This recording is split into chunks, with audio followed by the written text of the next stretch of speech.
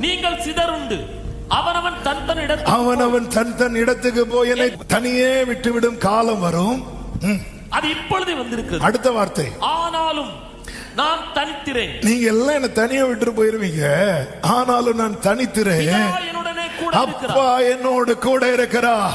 இந்த பகல் வேளையில் இந்த நம்பிக்கை உள்ளவங்க வலது கரத்தை உயர்த்தி சொல்லுங்க, நான் தனித்திரேன், என் அப்பா என்னோடு இருக்கிறா. ஹல்லேலூயா. யாருமே எனக்கு இல்ல, எனக்கு உதவியா ஒருவரும் இல்லை என்கிற உணர்வு நம்மளை சோர்ந்து போக பண்ணும்.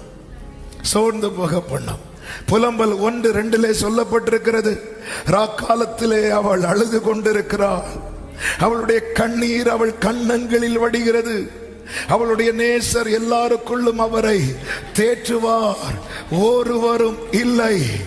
புலம்பல் 1:20